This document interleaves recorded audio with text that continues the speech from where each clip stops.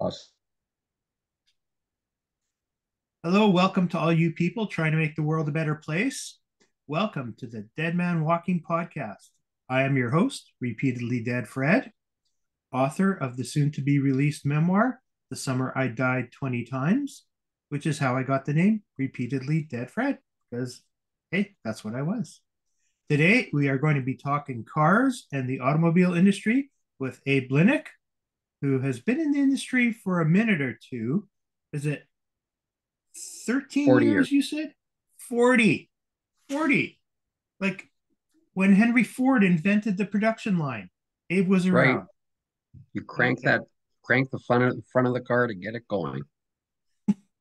So you've been mostly on the broker side of things, correct? You have a brokerage.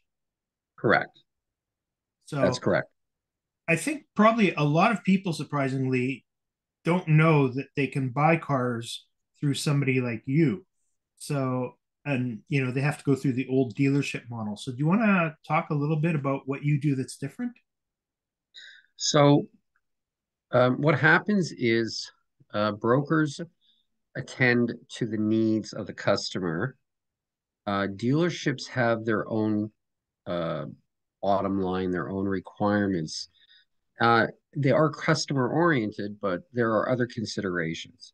So, a broker can follow the customer through any number of different purchases and deal with, let's say, their business purchases, their personal purchases. Maybe somebody has passed away and they have to get rid of a car. That's very Mm-hmm. common. Um, that's really it. That the broker focuses intently on the customer and then uses the connections that they've developed to supply the customer with cars, so the customer doesn't have to leave their home. Now, in So, theory, they don't with anymore with a dealer, but I'm not so sure it kind of works out that way for the most part. so you're not tied to any one brand of automobile. Then you can kind of play the field. That's it. All Okay, makes them all. And makes it. hopefully the broker has enough knowledge to bring a perspective. I mean, I can give you an example, a very Mhm. standard example. Occasionally, a manufacturer will offer an amazing deal on 24 months on a lease. Mhm. Um, it's rare that a dealer will take the time to go to the trouble of explaining it to the customer or understand the financial product that's being offered. It, it's offered just because so few people will ever take advantage of it. So a Mhm. decent broker will make themselves somewhat aware of it and present it to the customer. You're basically swimming in a sea of automotive information. Um, And so if the broker is good at what they do, then they usually have information that a customer just won't have at their disposal. I see. So, oh, I'm getting lost in my thought here. Um, so you've been doing this for quite a while, and I guess the industry has sort of evolved, and then it took sort of a devolution, or it devolved with the pandemic. So, how is that affecting business right now? I mean, people can't find cars, correct? Right. So the supply chain is has become choked for two reasons. One is the chips, which all cars have, and then the second part are batteries, as cars because there are hybrid cars, and then there are hybrid electric vehicles, and then there are electric vehicles, but they all need batteries, Mhm. and batteries are hard to get. So things tend to outrun. I mean, everybody knows Tesla, but the Mhm. general industry has had a hard time delivering enough cars to satisfy what is mostly a subsidized market. Most of these cars are subsidized, or a good number of them. So it's not exactly a level playing field. People who buy a gas engine don't get a subsidy, but people who buy an electric vehicle do get a subsidy. You And mean that like stimulates. A rebate from the government? Is that Yeah, what you mean by subs? Okay. they get a rebate. So you're stimulating a desire, and people legitimately like electric vehicles. I don't have any problem with them. Um, it's just they're expensive and they're hard to get. So Hmm. So do you think they pandemic has actually really exacerbated that. do they really give you an operating benefit over, how long do most people keep a car? 3, 5 years? They So do with gas at $1.60 per gallon or per liter. yeah, per Um, gallon, we wish. yeah, um, yeah, they are. If you can live with the limitations of an electric vehicle, Hmm. um, once you take into account the rebates, and you take into account the savings, because they haven't figured out a way to charge out the taxes per Hmm. kilometer paying on a gas engine. You're paying, I don't know, in a gallon, maybe 40 cents in taxes, Hmm. and you don't pay anything when you have an electric vehicle. So, because the government is behind that and people like that, then it is advantageous. You need a level two charging station at home. Hmm. Um, Most of the vehicles, I guess, make say 300 kilometers. Today Hmm. seems standard. And that has to take into account winter and air conditioning in the summer. Um, and that's pretty reasonable for most people as long as you're not going on a long trip. Hmm.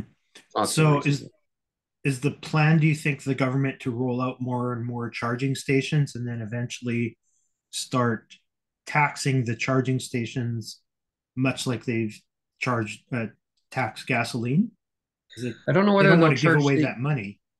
right. So at some point, I mean, when you have enough people buying it, which is the idea of the subsidies to get people to do something that they otherwise wouldn't do. And Hmm. if you get enough people to do it, then you're going to have to reverse course. So in Australia, I read that they charge $500 per year on re-registering your electric vehicle because then you need the Hmm. tax money. So that hasn't happened yet here. Might not happen for a really long time. Not sure. Hmm.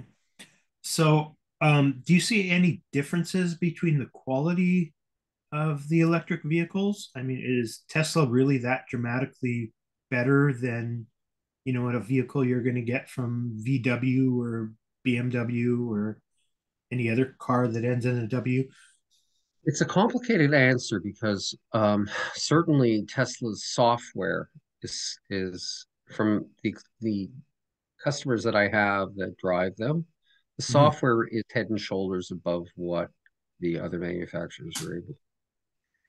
Occasionally, you'll hear a horror story, and I'm emphasizing it's occasional. It is not a regular thing.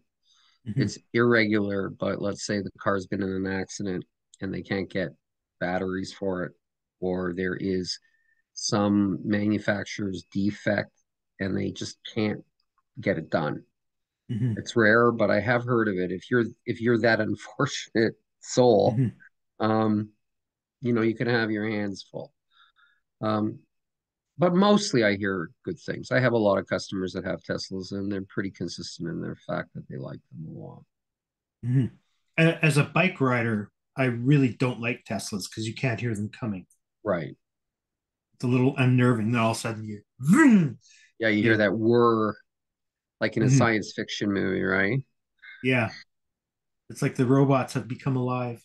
So, um, aside from the software, is there any big difference between the cars that you've been able to discern over a while? Does one get better mileage? Does one handle the cold better? You're talking about EVs still? Yeah. There just aren't enough cars on the road other than Tesla. That is Hmm. just, I was offered last week a Genesis GV60. Um, just Genesis is very hot. They're on fire.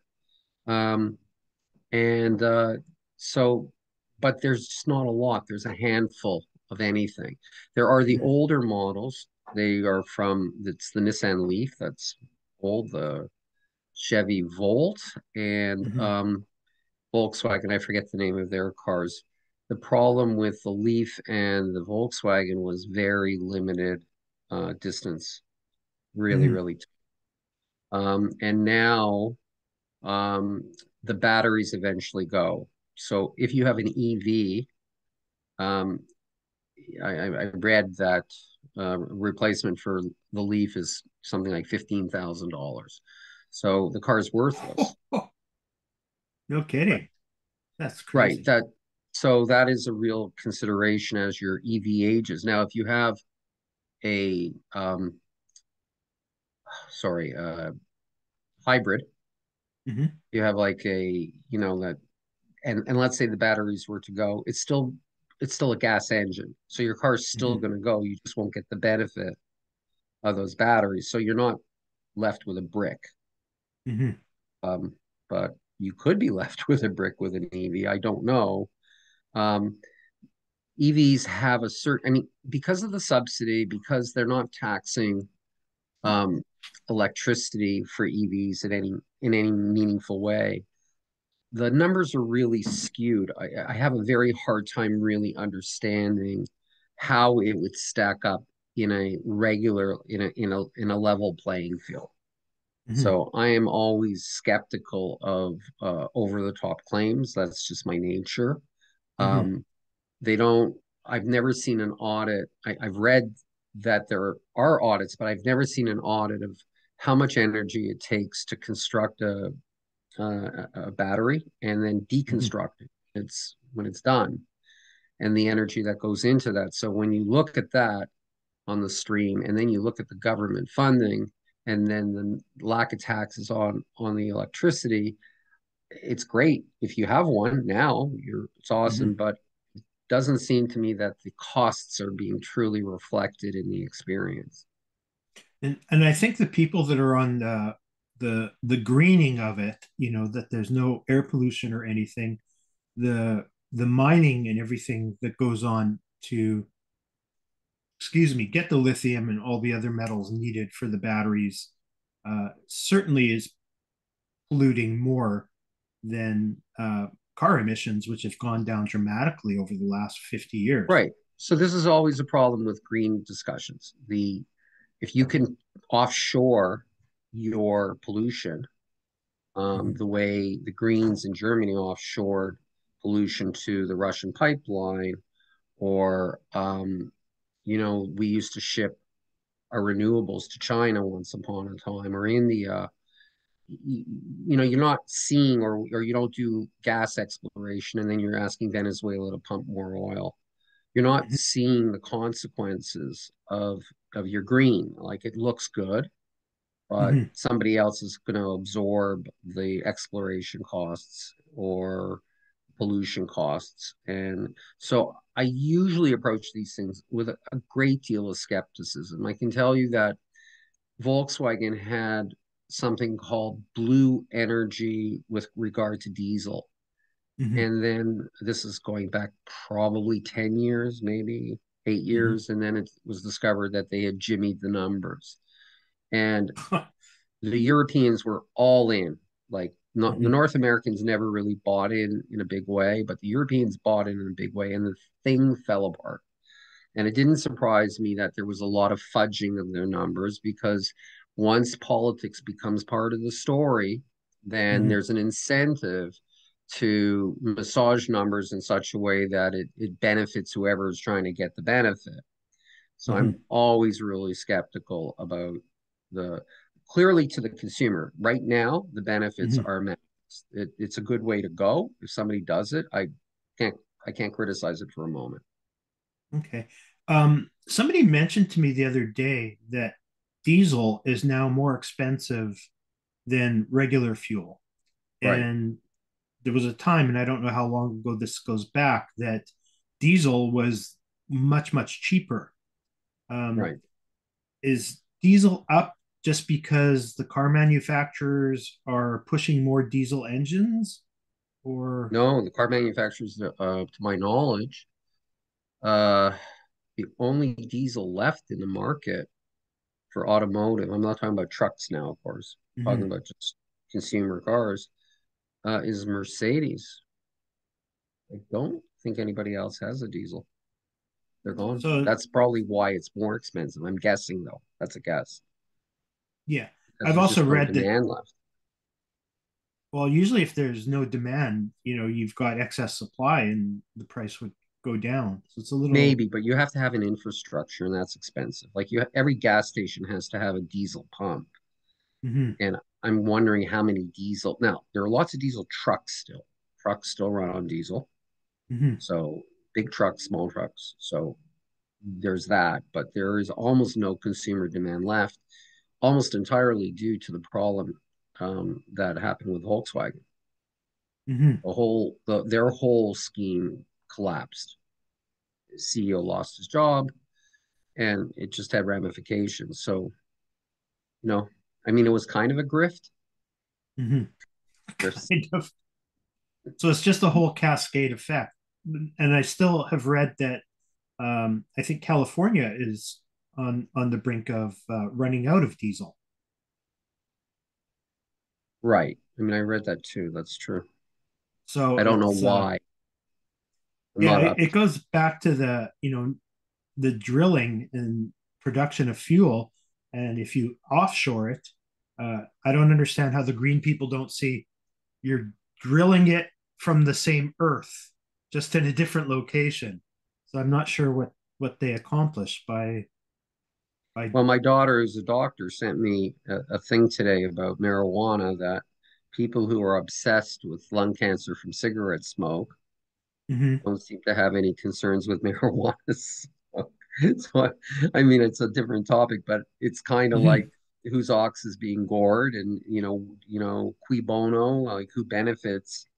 mhm, Um, and so the green movement benefits when they can convince themselves that they're doing something virtuous, mhm, and I'm like, yeah, but somebody else somewhere is doing something that costs them. mhm, And so, we've already touched on this, and it's I think a recurring thing. mhm. So, if somebody's entering the car market now, um, and just graduating first job and stuff like that, what price range can they expect to, not a bottom end car, but a fairly, I guess a mid range? What are they looking at? What's available to them? Well, that's an interesting question because a mid-range, an entry-level car today starts at around 23,000 plus tax, Hmm. about $26,000. Hmm. Um, and those cars are very scarce. Now, Okay. the supply chain is good as you move up above 50,000. The number of people decline, the number of cars are there. And that Hmm. is somewhat filled, somewhat, depending on the car, but luxury manufacturers have cars. Okay. Um, so they don't have 50, but they might have five. So it's not Hmm. nothing. But when it comes to the entry level, which today an entry level Honda Civic is now $27,000 before tax. Hmm. That's a lot of money. And the interest, I mean, the other thing which is not really understood sometimes is that the interest used to be 0% and now it's 6%. That's a lot. Hmm. So in certain areas, families are really are completely priced out of getting a new vehicle. They're priced out Hmm. of even getting a used vehicle, particularly on vans. Vans are a serious problem. Hmm. Manufacturer, let's say 10 years ago, got out of the business Hmm. and they left, I would say, four: Kia, Honda, Toyota, and Chrysler. Those are the four Hmm. manufacturers. It's not so we overshot and now we wildly undershot. There used to be Ford, GM, Nissan. Can't think of anybody else at the moment. And there Hmm. was too much production because their families are smaller generally today. Hmm. Um, but they still need a van. And what's Hmm. happening is there are very, very few vans at this point going on the road. And I think a So lot like Mercedes produces Sprinter vans, but a lot of them are. more for commercial or to be converted into um, travel vans for people who want Yeah, to no, live those on the road. Sprinter vans are for commercial, mostly for commercial use. And even if they're has seats, you're talking about 8, 9, 10, 12. And they're in wildly short supply as well. The Mm-hmm. contractors don't have them. Mm-hmm. Um, the vans are worth a lot of money today. Contractors are gasping for air the way families are gasping for air on a van. So um, I don't think it's going to fix itself anytime soon because the shortage is so severe. Now, I mean, Mm-hmm. the whole idea of raising interest rates is you choke off the demand. Mm-hmm. But I think of it more like Cuba, that you just take that old beater that's Mm-hmm. maybe 15 years old and sink another five or $10,000 into it and just keep it going. Like people don't have any choice. So I wonder if the old neighborhood garage guy is going to come back into business. Oh And people are yeah. going to start, fixing their Oh own. yeah, big time. Mm-hmm. If you listen, I know a guy um, right right around the corner from me. He only specializes in Honda, Mm-hmm. and he's very personable, and he's very honest, and he does big business. Mm-hmm. So if you're, a, I know a guy down the street, an immigrant from Afghanistan. He does amazing business. If you know people and you're honest and you deal with people properly, this is a good time to be a mechanic. Mm-hmm. Great for being an entrepreneur. If you can get a business off the ground right now, you're going Yeah, to I do mean the well. key is being honest today. Like with social media, the guys who aren't honest, I'm not saying they're not there, but they have a much harder time of getting good word of mouth. So Mm-hmm. word of mouth is really critical. I mean, it always Mm-hmm. was. Today, probably more so, I think. Yeah, I think it's so easy to get slandered. Get a bad Yelp review or something like that, um, and people put too much stock in those. Where Yeah, I think that also I've noticed there's a couple of things. The dealers used to have bad numbers, and I remember watching Silicon Valley where they had these click farms in China, and they would Mm-hmm. just, and I'm sure dealers do that because sometimes you'll see 600 reviews and a 4.8, and they used to have I actually know a dealer that used to have a 2.2, and now Mm-hmm. he's traveling with a 4.3 or something. I'm going like, that's pretty impressive. Um, yeah, so but most people, you really need good word of mouth. You can't do it anymore without. And if somebody has a zero or gives you a one, Mm-hmm. I would probably knock it out because sometimes people will get angry for not a particularly good reason. You know, Yeah, I not a saw. I think graded it was review.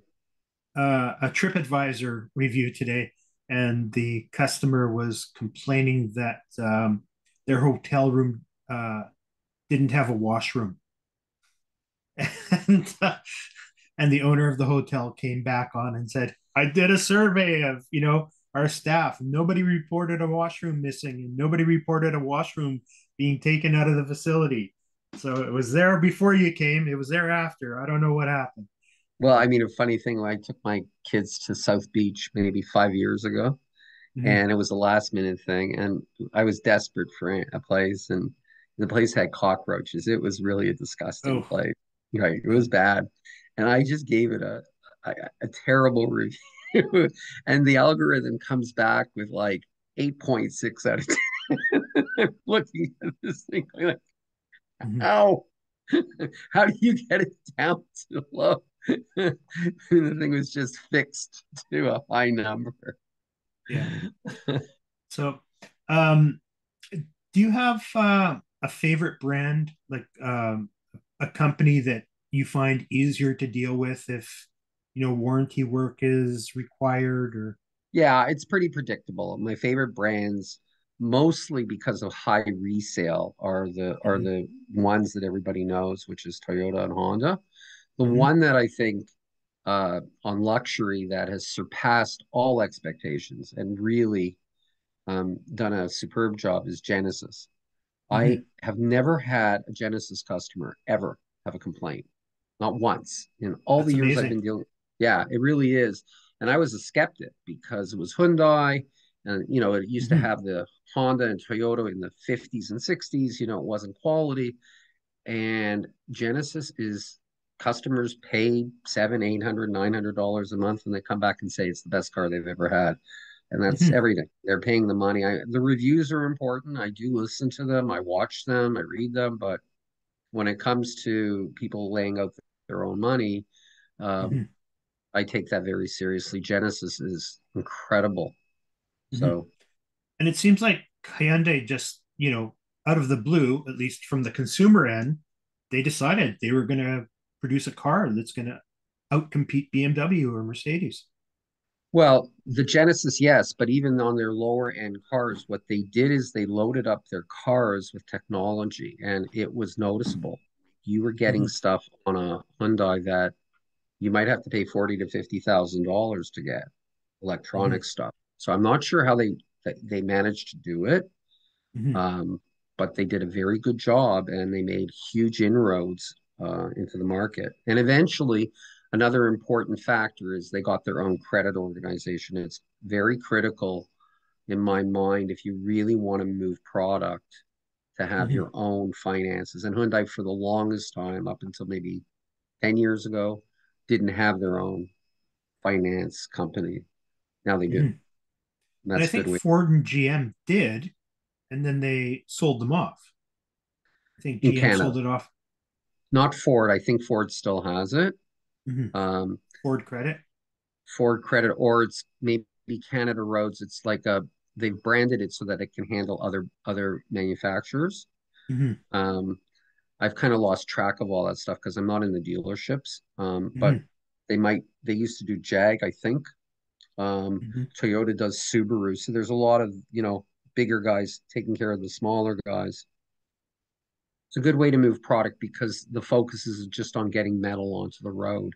Banks Hmm. have much more specific criteria, and they will push somebody out where a manufacturer might consider somebody if they have a much larger down payment.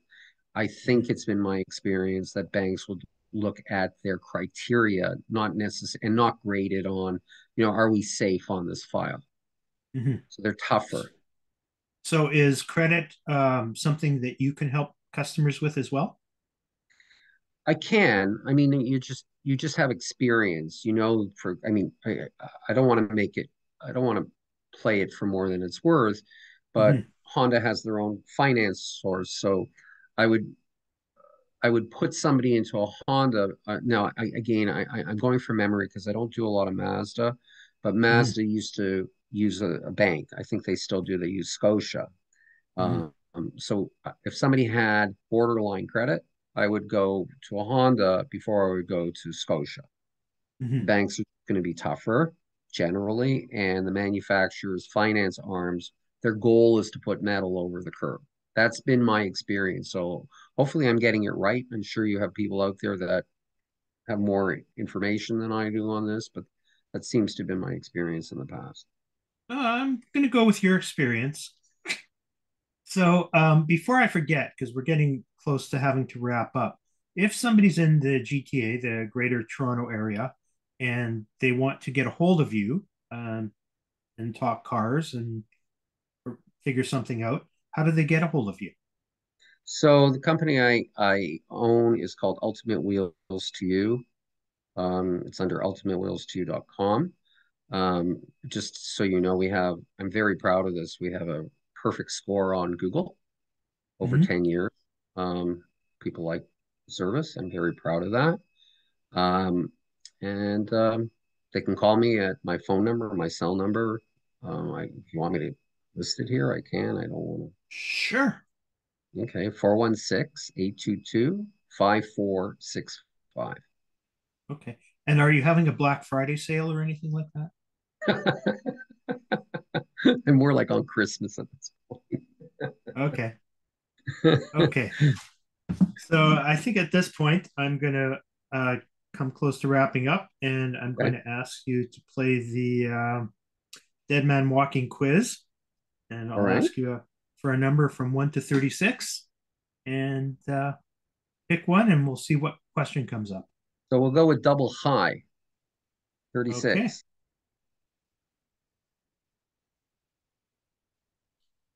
What characteristic do most of your friends or business associates have in common? Independence. Really? They all have that entrepreneur spirit? Yeah, that's a polite way of putting it. What's the impolite way, Abe? I have two words for you, and they're not happy birthday. Okay, great. Yeah. Well, Abe, thank you so much. This has been very enlightening. I Okay. think the audience will get a lot of value out of this. And Great. please feel free to give Abe a call if you have car needs right now or in the future, and he'll do you good. Thank you, everybody, for tuning in to the Dead Man Walking podcast. Please hit the like, subscribe, refer people to Abe, buy a car from him, buy a car for your friend, buy a car for your neighbor. Just you'll be dealing with good people. Thank you all so much, and we'll catch you next episode.